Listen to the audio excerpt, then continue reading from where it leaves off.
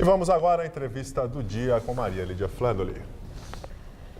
Mais uma vitória na luta pela igualdade de direitos trabalhistas. Dessa vez, a Comissão de Constituição e Justiça do Senado aprova a proposta de emenda constitucional que garante aos empregados domésticos os mesmos direitos dos demais trabalhadores brasileiros.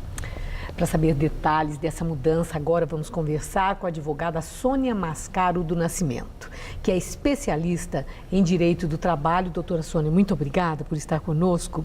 Obrigada. Essa emenda foi aprovada por unanimidade na Comissão de Constituição e Justiça, vai ter 2 votações em plenário, mas eu não tenho a menor dúvida que o nosso telespectador quer saber, afinal de contas, com isso, o que é que muda na legislação do empregado doméstico. Como é que ficam os direitos, uma vez aprovado tudo, os direitos do trabalhador doméstico? Maria Lídia, aprovada essa PEC, né, os trabalhadores domésticos terão os mesmos direitos de qualquer outro tipo de empregado. Então, haverá uma equiparação quanto a esses direitos, o que não existe hoje pela nossa legislação, onde os domésticos têm um pouco menos de direitos, né? Isso será equiparado. Então, jornada de trabalho, por exemplo, a limitação 8 horas? De 8 horas por dia, 44 horas por semana, isso deverá ser respeitado, né?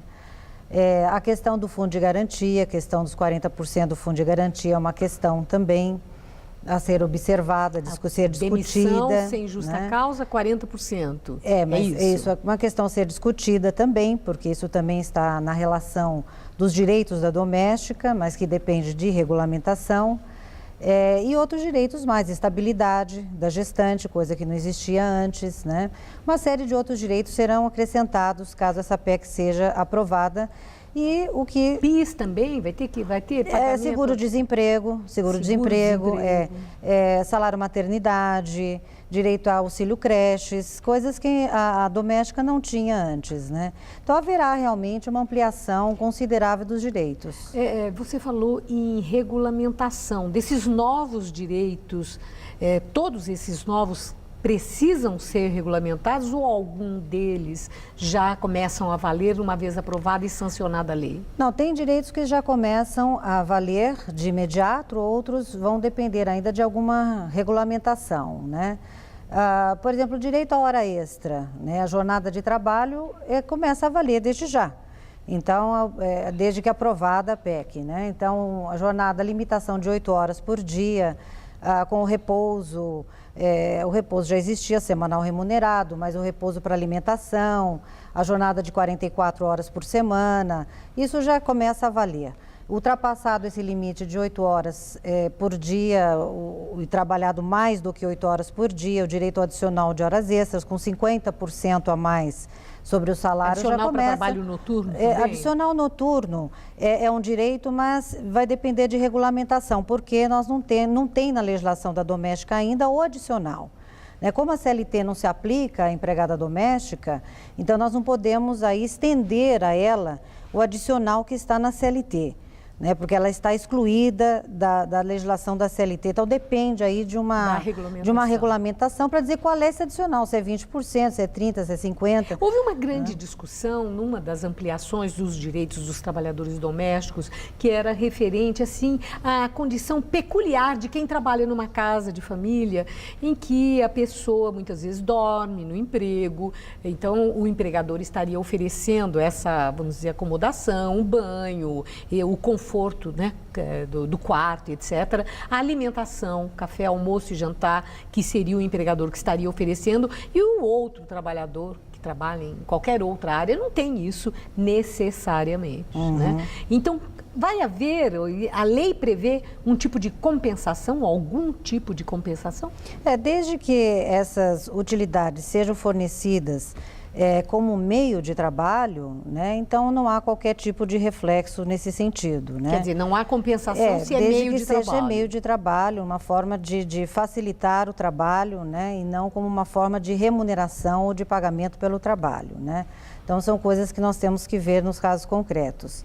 Agora, aí nós temos outras situações que podem ser dadas, e às vezes paga a escola de filhos. Então, tem empregadores domésticos que dão outros benefícios, né? Quer dizer, pode haver outras compensações, né? Que não só a moradia, né? Certo. Agora, quem é o empregado doméstico? Né? Dentro dessa categoria, quem são os empregados domésticos? O empregado doméstico é todo aquele que trabalha para a residência, eu digo, não na residência, mas para a residência. Então, não é somente aquele que vai lavar, passar e cozinhar. Um trabalho regular. É um trabalho regular, habitual, né? O que difere da diarista. Né? Aí que está a diferença entre Ela não é empregado doméstico? A diarista, não. Ela é o quê? A diarista é um trabalho eventual. Prestadora de serviço? É um trabalho eventual, na verdade. É um tipo de prestação de serviço eventual. Mesmo que ela seja regular? Vá 2 vezes por semana ou vá duas vezes toda por semana? Toda semana, 2 vezes por semana. Então, é um trabalho eventual, não é continuado. Onde segunda-feira trabalha para uma pessoa, terça-feira para outra residência, quarta-feira para outra, quinta-feira volta para a mesma isso da vale segunda-feira. Todo diarista, jardineiro, motorista? Todo diarista, desde que trabalhe. E não precisa registrar? Não, aí no caso não, porque não é empregado, né? A gente só registra quem é empregado, quem tem vínculo de emprego. O diarista não é empregado, portanto não tem qualquer direitos de empregado. Mas, para tanto, precisa prestar serviço 2 vezes por semana apenas, né? Toda semana, 2 vezes por semana, até esse limite, nós podemos dizer que há um vínculo de prestador de serviços como diarista. Bom, há uma previsão de que isso vai, de fato, tornar o empregado doméstico um custo mais alto para o empregador. Na sua experiência, quando a lei favorece nesse sentido o trabalhador, o que significa um aumento de custo para o empregador, o desemprego é previsível ou existe uma acomodação que não reflete tanto assim?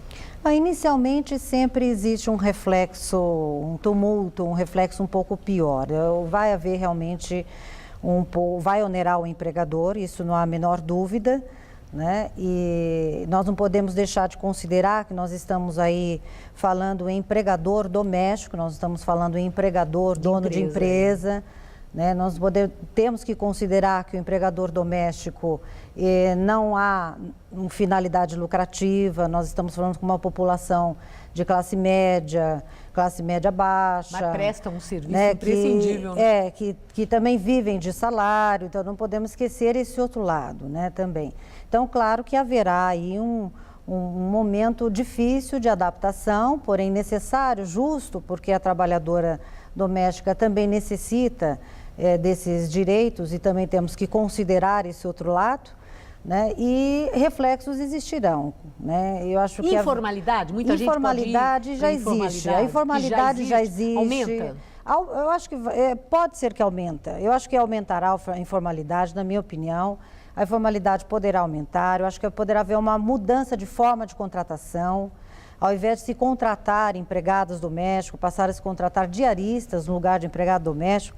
Então, substituir-se uma empregada mensalista por 3 diaristas, 4 diaristas, né, para se estabelecer uma outra relação.